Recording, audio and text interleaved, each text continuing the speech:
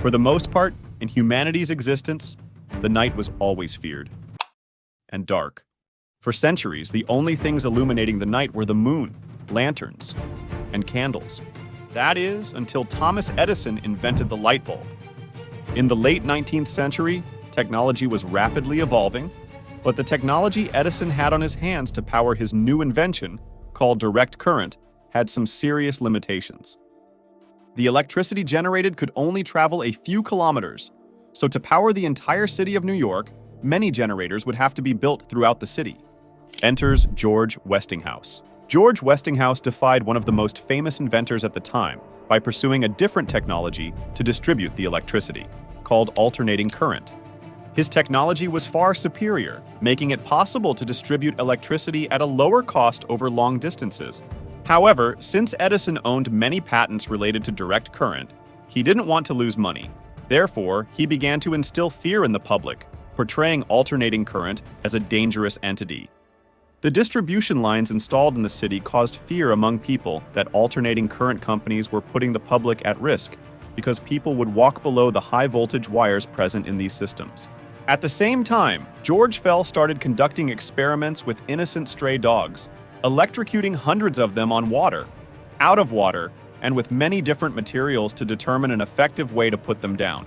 The very concept of electricity evoked apprehension in ordinary citizens. News of sudden deaths by mysterious shocks fueled these anxieties. Tales of telegraph lines zapping unsuspecting individuals and linemen falling victim to high-voltage lines spread like wildfire. After the Great Blizzard of 1888, a 15-year-old boy, lured by the novelty of an exposed alternating current wire, met his end when he touched a broken telegraph line. This incident, sensationalized by newspapers, became a rallying cry against alternating current. Just 2 weeks later, a clerk working near an AC line became another victim, further solidifying the association of AC with danger. But it was the death of a lineman called John Feeks that caused real panic. As he was doing maintenance on some wires, he fell and ended up incinerated by the wires. Passers-by looked on and screamed, unable to help. Later, a newspaper interviewed a few people about the occurrence and wrote, "Deputy Coroner Jenkins, who has witnessed some horrifying sights during his official career, said that this spectacle was the most ghastly he had ever seen. He was on the scene while the efforts were being made to get the body down." After viewing the body, the deputy coroner said, "If the man had remained suspended in the air much longer, the head would have been completely severed from the body." Judge Magazine reported this incident and called electricity an unrestrained demon. And people would say that the power lines were an accident waiting to happen. To make matters worse, electrical engineer Harold P. Brown wanted to prove that George Westinghouse's electrical system was more dangerous than the one supported by Edison, and tried to prove his point by publicly electrocuting animals with both direct and alternating current. All of this with the technical support of Edison Electric Company. He experimented with a series of dogs. After finding out the amount of electricity necessary, he filled a lecture room and inflicted 300 volts of electricity onto a dog, killing the innocent dog instantly. Brown also made experiments with animals larger than a human, like horses. He found out he needed 750 volts to put down a horse. Based on his findings, he then recommended that the execution of humans should be done with 1,000 to 1,500 volts, which was half of what was used in the power lines over the streets. Following his recommendations, the government, trying to replace hanging as the death penalty, scheduled the execution of William Kemmler by the electric chair. Here is how it happened. At 5 a.m. August 6, 1890, Kemmler was awakened and put on his clothes. He ate breakfast and got his head shaved. After that, he entered the execution room, where there were 17 witnesses, including reporters and officials. Kemmler is strapped into the chair, electrodes attached to his body. The generator, charged with 1,000 volts to induce quick unconsciousness and cardiac arrest, was turned on, and Kemmler was declared dead. However, that was not enough. Witnesses noticed he was still breathing. They were horrified. Officials ordered that the current be turned on again immediately. Another excruciatingly long horror show began. The blood vessels under his skin ruptured and bled. The spectators smelled burning flesh and were nauseated. When it stopped for the second time, it was finally over. The New York Times described the incident as far worse than hanging. When reporting it, they wrote, "The second man to leave the prison was one of the electricians who had been handling the apparatus. He went immediately to the telegraph office and sent the following dispatch to the electric light company.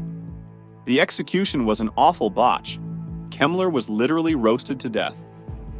The newspaper continued, "The doctors, experts, and scientists who witnessed the execution were so wrought up when they got back to the Osborne house that it was impossible to get any coherent statement out of them.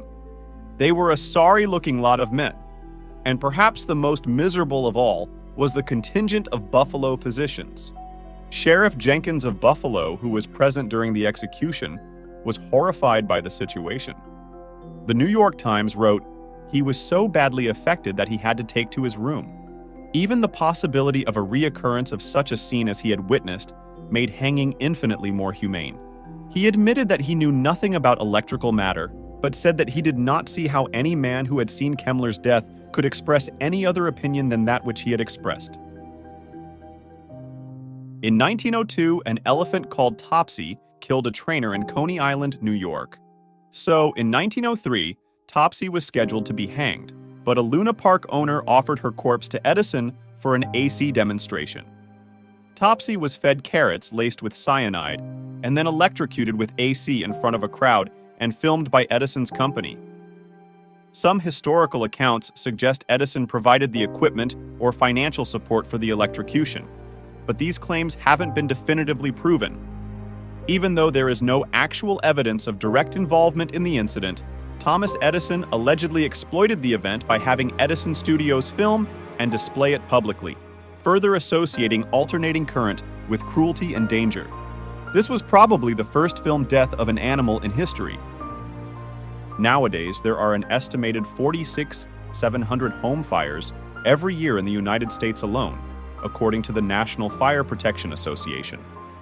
These fires cause an estimated average of 390 civilians' deaths each year, as well as 1,330 injuries.